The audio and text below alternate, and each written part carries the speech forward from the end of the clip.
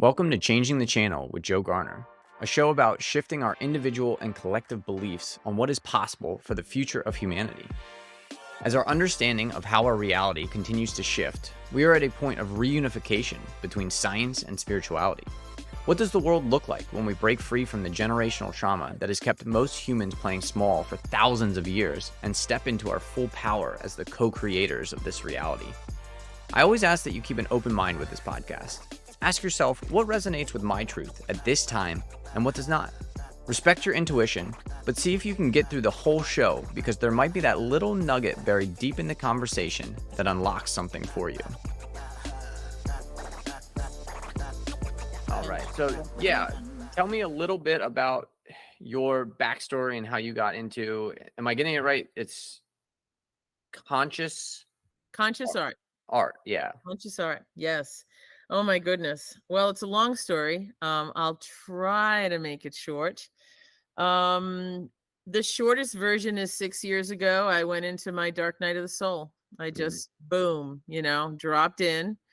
Lots of chaos, lots of life changes, lots of loss, lots of all the things, the typical dark night story. Well, I don't know if any of them are typical, right?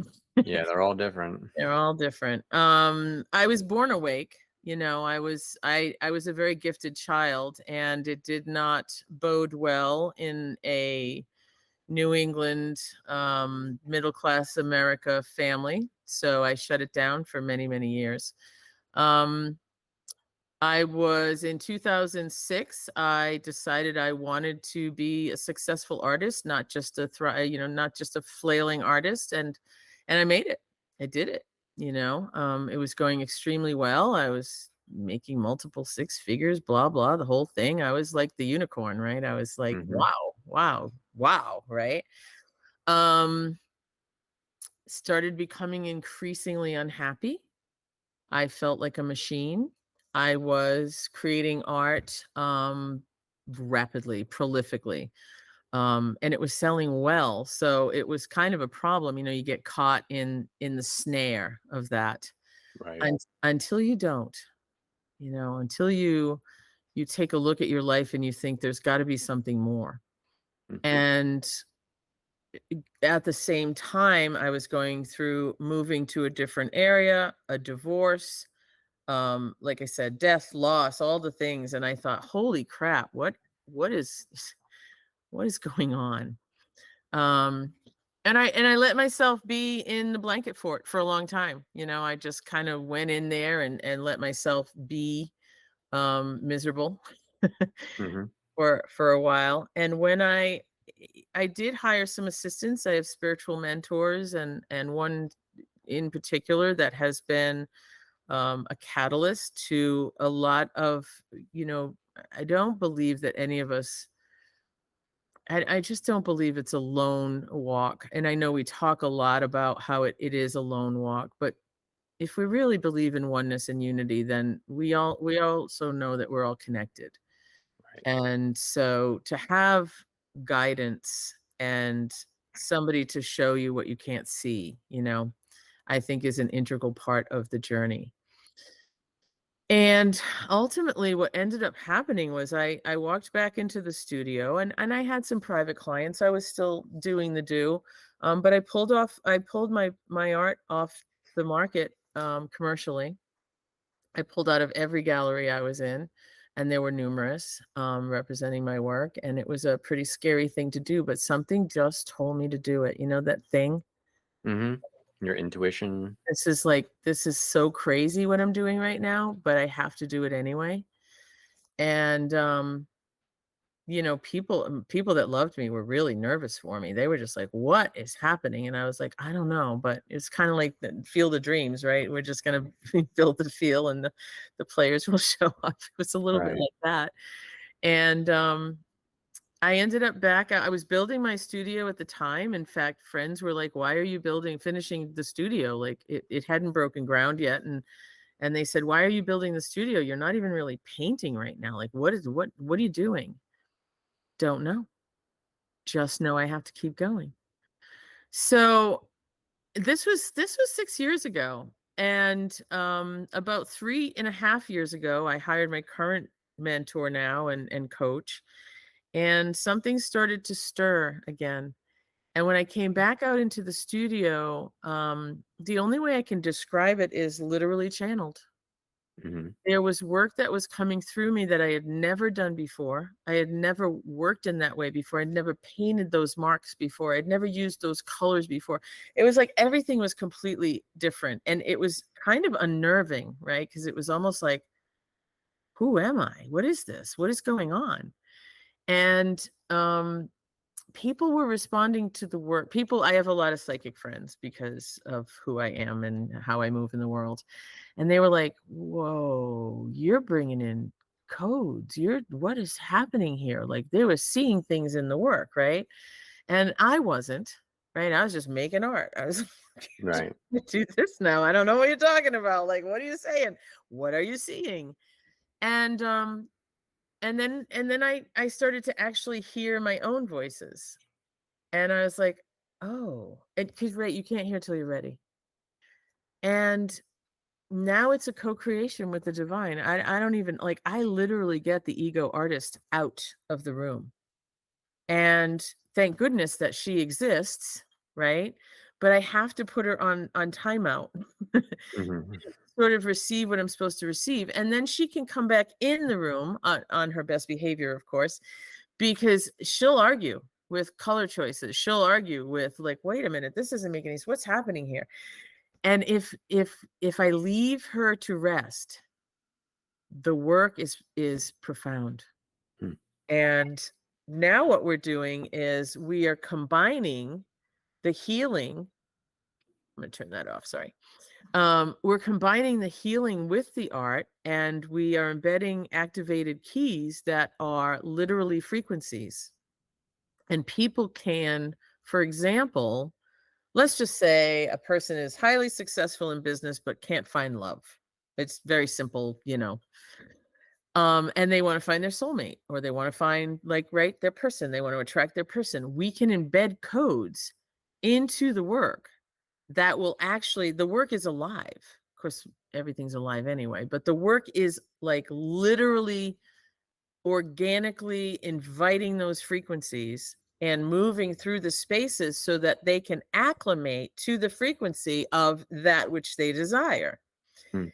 And as far as I know, I'm the only artist right now that knows how to do this. And it's not a lone journey. I do have a healer that we meditate, we bring in the codes and they drop in, and there's all kinds of cool stuff that happens. Um but yeah, that's, you know, with the birth of AI, for example, many artists are frightened that they're going to lose their job. Right. And I'm going to say it can never happen, because despite all of, you know, I'm an AI fan. I think there's so many good things about it. And I think there's so many scary things about it too, right? But at the end of the day, AI doesn't have a soul. Right. So There's it no cannot, connection to source, no ability to transcend its own right, existence. correct. And so I'm not frightened. You know, AI can make pretty pictures, but it cannot make heart-stopping, beautiful, soulful art. It simply cannot. Yeah. So, yeah, and I've talked about this with a few people because they want to talk about it, and they're like, "You're the only one I know so far who's an artist that isn't afraid to lose their job." I said, "Yeah, because nobody can do what I do. Right. I mean, And I limit." think I want to take a minute from the show to share how you can support changing the channel. This show is my passion project, and if you feel called to support, the best place to start is by subscribing and sharing the podcast on whatever platform you're listening. You can also use the link in the show description to provide one-time or monthly support. Next would be to check out my website in the show notes, where you can become a VIP of the show and check out the many offerings I have to support people on their journey. Finally, you can engage with the Q&A and polls to have a direct say in the direction of the show. I'm forever thankful for your support. And Can now, you speak to, back to the show? other artists being tapped into a higher power, but just unaware of it? Like they don't have the frame of reference to understand what they're actually tuning into. Unaware, I don't know, but one of my heroes is like Hilma AF Klimt. She was a spiritualist and she was dropping in futuristic paintings. And she was discovered fairly recently, and she was hung in a public show. I think it was either the Guggenheim or the MoMA. And I haven't seen her show. I'd love to see it. But I have all her books and her biography, and now there's a movie out about her. She supposedly spawned abstract art, and because she was a woman, she was completely ignored. But what they don't necessarily talk about yet is the spiritual aspect of who she was. She was creating the conscious art of her time. And I would say that there were a few other artists who are not alive. I can't say for sure if anybody's doing that now. I do believe that there are people that know. Alex Gray. There we go. There we go. Right. Nobody's more conscious than that guy. Oh, of course, he's all fried from LSD, but hello, he's doing it. He's totally doing. I love the guy, right? And I love his work. So yeah, I do believe that there are artists that do know what they're doing. I would say that there are many people probably tapping into a conscious level of co-creation that are not really akin to it. Like they're just doing it. What about the little girl who created the Jesus, Prince of Peace? Same thing, totally tapped in. Prodigy even, right? Came in knowing how to do that kind of thing. Where does that come from? Right. She clearly studied with masters. So, you can't get to that level at 9 years old unless you were in the grind with, Michelangelo and Da Vinci and Right. Or you are them. Or you are them reincarnated. Absolutely. So for sure. I hope so. And I think it's, I save the world one painting at a time is kind of how I put it. But if and when I really ground this to a level where I start to kind of understand what it is that I do, I would love to teach it. Because why not bring that kind of beauty and Christ consciousness to the world? I mean, holy cow.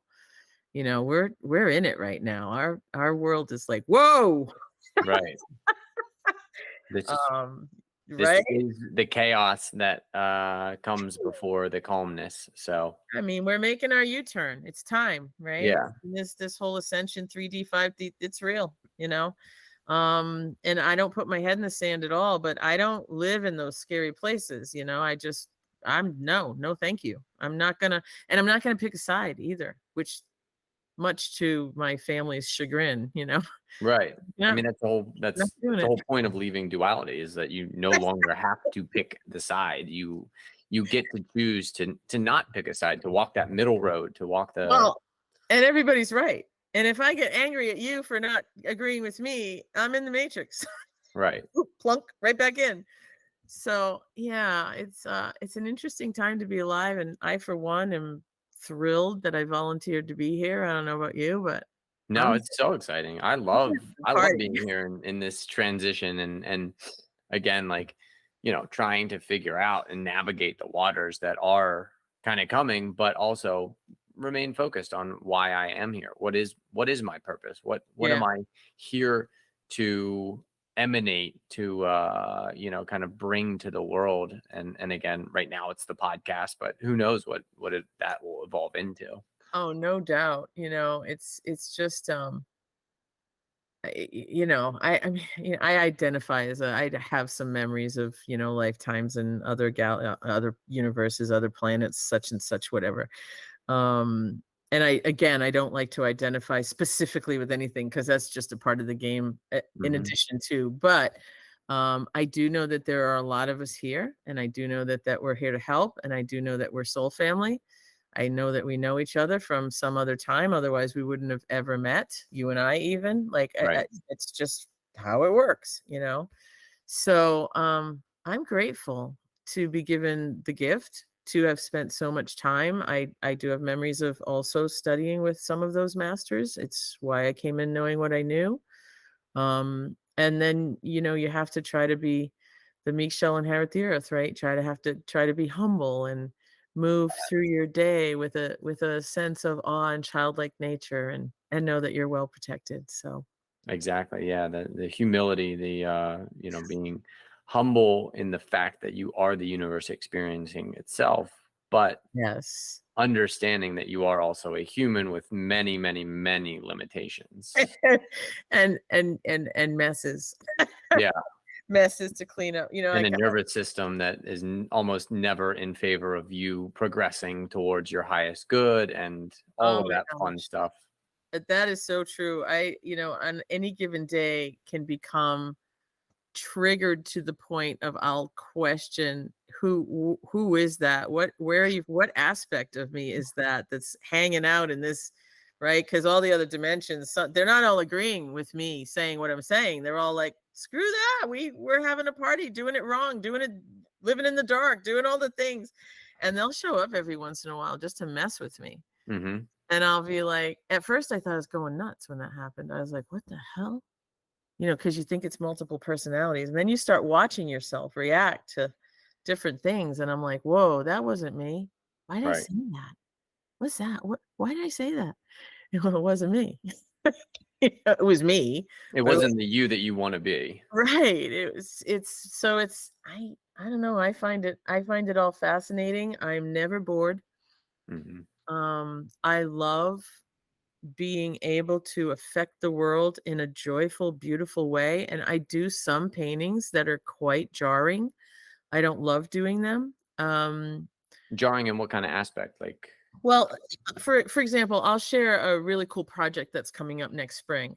Um, and it's called Gaia Rising. And it's akin to, have you seen the Van Gogh exhibit, the augmented, you literally walk into his hmm, paintings. It's kind of cool. It's really cool. It's all done by projection, and it's somewhat elementary, I think, compared to where we're going. I think AI is going to take us, boom, we're going to all have right. goggles. VR. Yeah. Like, yeah. Um, but so when I the first painting I did like that was a very, very large scale. In fact, the one behind me back there, there's two of them. You can barely see them, but Yeah.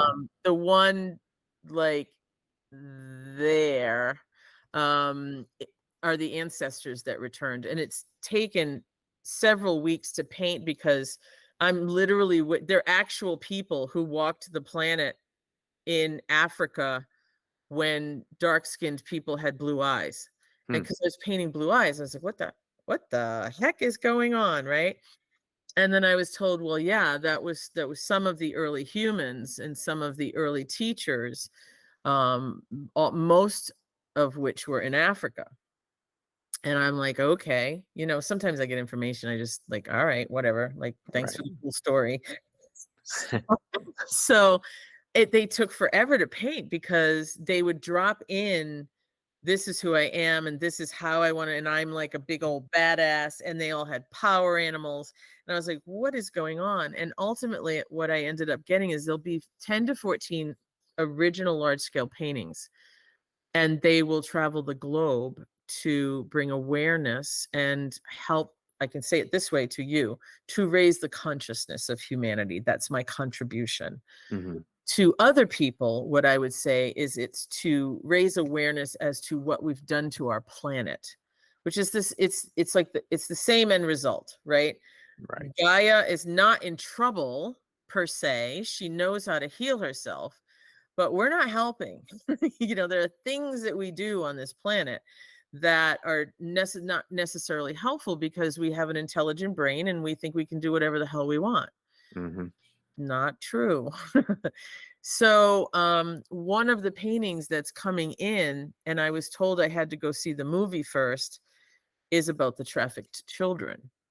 And I'm putting it off like little black heel marks. I don't want to paint this painting because it's not going to be a pleasant painting. Right.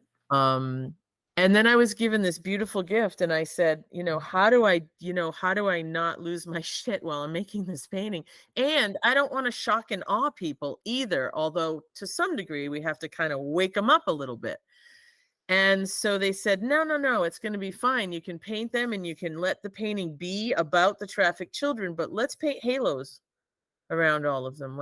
And then what we'll do is we're going to paint, like, for example, this is their gift to the world. Hmm. some of the children used him and some of the so it's a very intricate painting. They're gonna let me do a water painting first. I said, "Can I just do Just try something, it out. Yeah. right? Can we just do a water goddess first?" And they're like, "Sure, go paint a water goddess, and then we'll get to the painting we really want you to paint."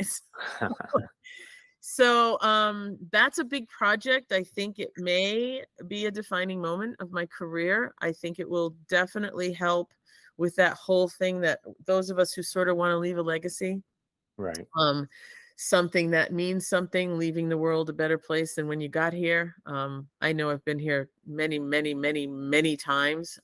As far as I've been told, I have 5 more lives to go.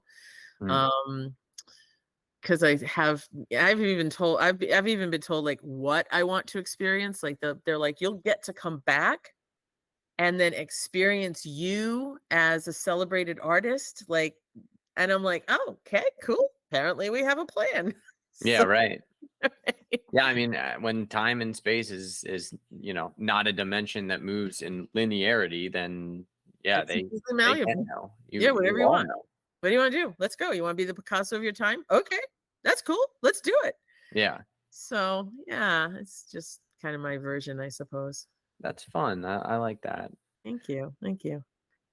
Well, yeah, would you want to schedule a full sit down? Do you want this to be the interview? I mean, That is up to you. If you feel like we had fun and I said cool stuff, then let's call it done. I gotta be honest with you. I have so many interviews that pre-interviews, and half the time they go, "I should have just recorded this. That was amazing." I'm like, that's why I record all of them. I Yeah. know, like, holy crap. Um, yeah, I mean, I feel definitely confident that we said some fun stuff that people would love to hear about. And if you have Yeah. more questions and you just want to jam a little bit more or less or Yeah. whatever, I'm cool with that. Let's jam a little bit more, and then Okay. we'll Yeah, call it a day, and I'll get it all together and put it out. It'll be sounds fun. awesome. It sounds awesome. Do you mind if I go ahead? You look like you had another question. Some Yeah, yeah. Yeah, I'm just trying to get into maybe like a little bit about your process. Like again, so you get into a meditation, you yes, for have a sure. spiritual process that you go through. Yes, yes, definitely. So I'll kind of share a tiny bit of background because I do have a memory of a Michelangelo lifetime and as an intern. And he knew what I now know. Like that's how he did what he did. Like Mhm. he knew. I mean, he never talked about it, of course. He was also gay and a pedophile, but whatever. He was he was like a highly intelligent, had many, many, many interns. And the reason I know he was gay and a pedophile is because I was a young boy in that lifetime. So we had whatever our thing was, but he gave me magic. I there were things that I learned from that person in that energy in that lifetime that I got to bring forward. And so my process now is very different than before. I used to step up to the canvas and pretty much make a lot of marks and make a big mess. And I still have, to some degree, I still have that process. Like I like to create and destroy. Mhm. And I remember somebody saying that to me once. She's like, "Oh my God, you just undid everything that you made that was beautiful." I go, "No, I'm gonna make it better. Don't worry about it. It's gonna be great." And so I love that process of um scraping through and pulling away and sometimes I'll take a sander to it even. The new process, or at least the sort of hybridized version, is definitely more sacred. It has an element of and I'm not religious, so I don't this is not necessarily my vernacular, but like it has an element of prayer. This is Mhm. like a very intense meditative state.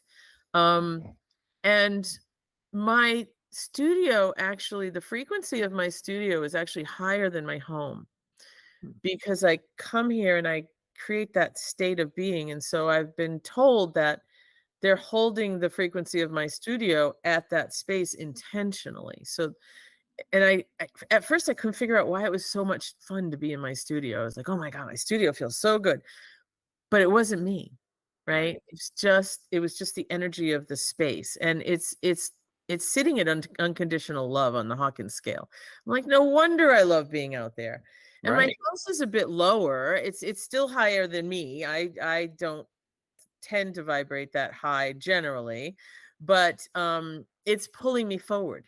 Mhm. So, but I have animals and I have house guests and I have people. I have the Amazon guy could, mess shit up on any given day.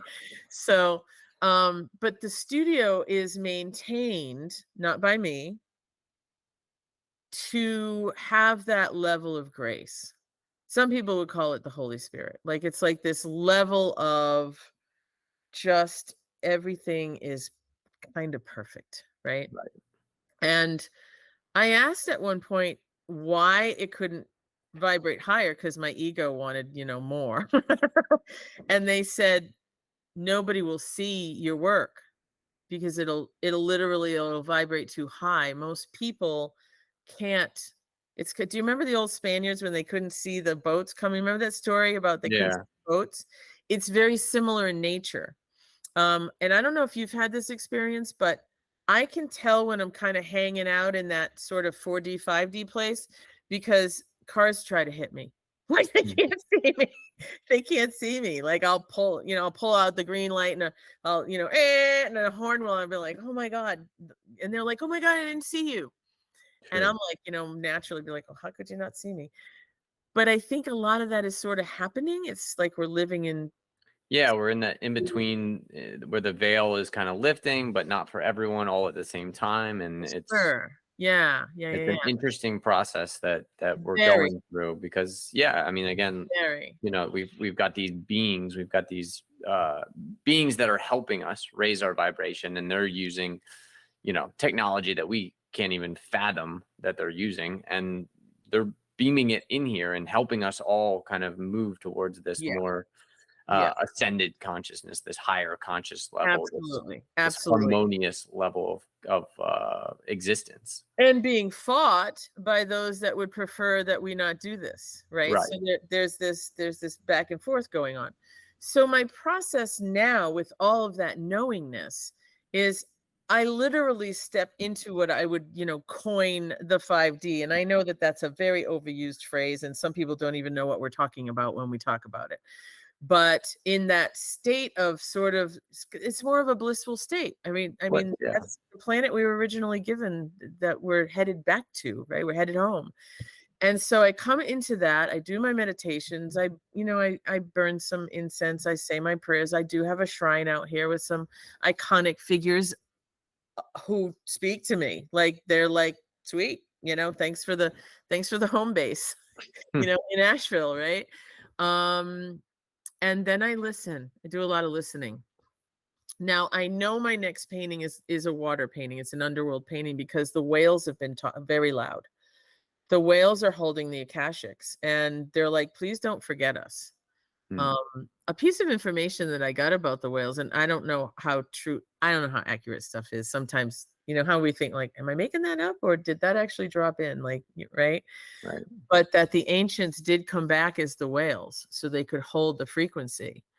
Um, and obviously, if we lose the whales, we lose the world because they're holding that energy for us. So they were very, very loud, and they've been loud. And I said to my business partner, I said, "What the hell with the whales?" And she goes, "Well, duh." I said, oh, "Okay."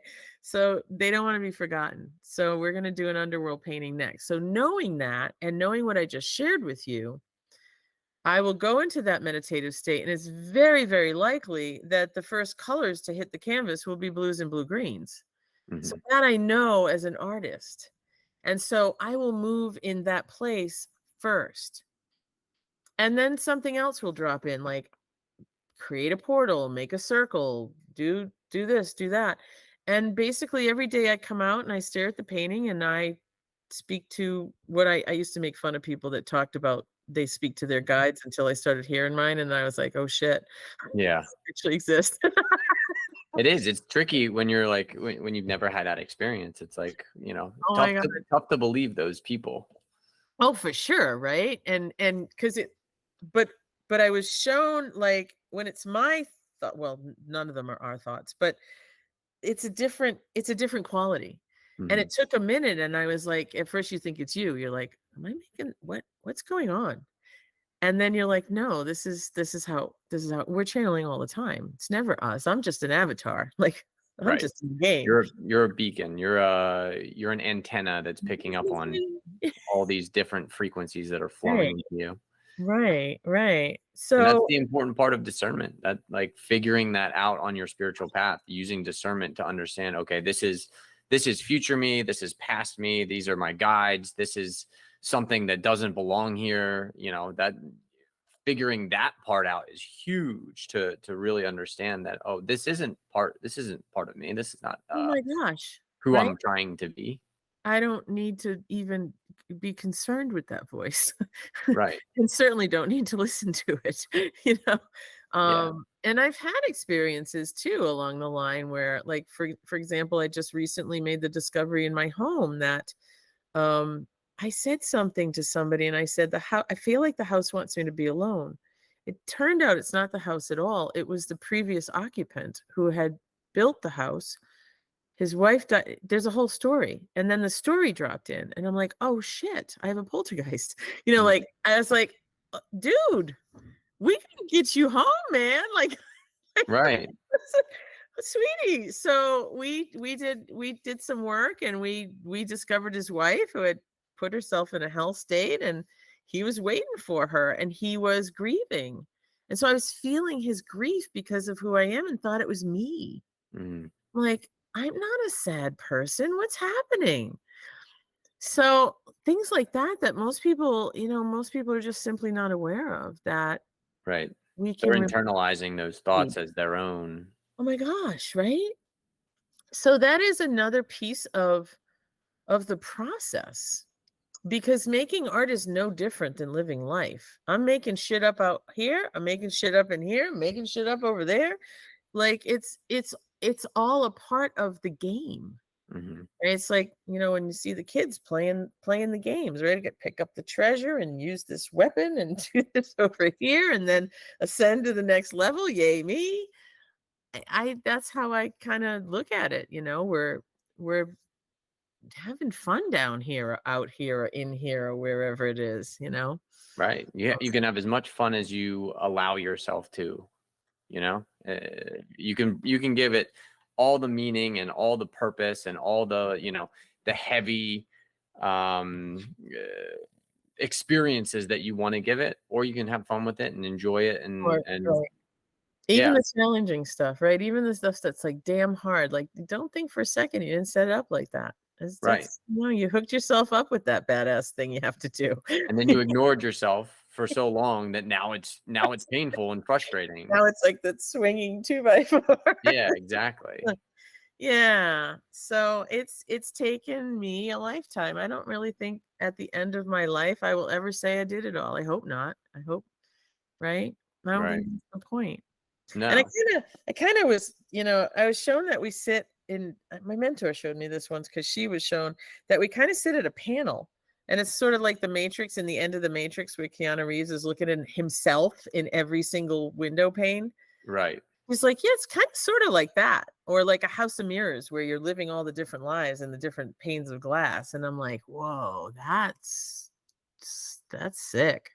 Yeah, I've heard explanations of, true 5D experience, and essentially like the consciousness of those beings are tapped into 10 or 100, or sometimes, the masters have 1,000 1,000. different iterations of themselves in a lower dimension that they're all kind of tuned into, and they're all, but they're also going throughout their day in a Yeah. somewhat normal fashion, but Yes. they are at such a conscious level that they're able to, again, when that being in the earth school needs a little bit of assistance, they're like, okay, here's a little hint, here's a trick, here's like what you need to know in that experience, and then Yeah, I mean, continuing to tune into that.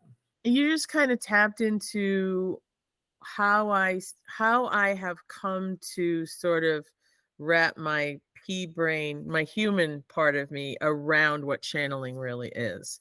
I do believe that that's how, like, right, we tap into that aspect of us.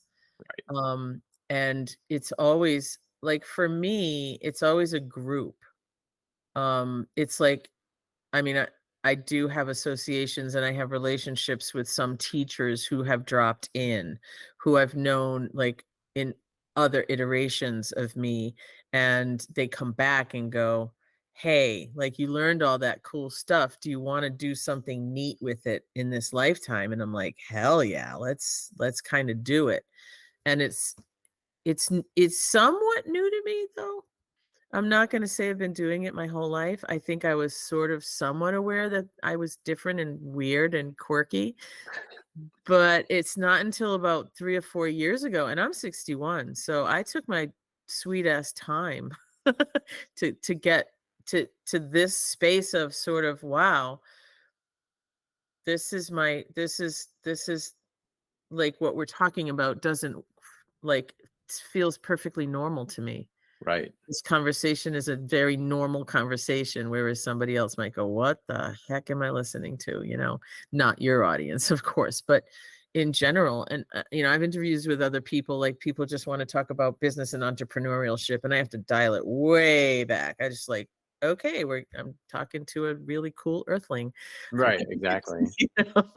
And And that's the cool part, and that's where I think, we're kind of moving towards, is a society that does, again, this will be a little bit more out in the open. It doesn't have to be hidden. A lot of people have experienced prejudice, or, even worse than prejudice, being massacred, killed for being openly spiritual and having the ability to tap into the higher aspects of themselves. And present and accounted for. yeah, Yes, and we need to, if you're experiencing that, you have to do the healing work. You have to that's right. go in and heal yourself of that generational and past life trauma, so that you can Absolutely, step absolutely. into your ability to step into who you are meant to be. Well, and I know for a fact, because of the work I've done, that I came in many, many, many times as the perpetrator, Mm, to play that role, and I decided to play in the dark for a long time, and there were many lifetimes where I decided I was gonna jump the fence, right, go to the other side, and couldn't.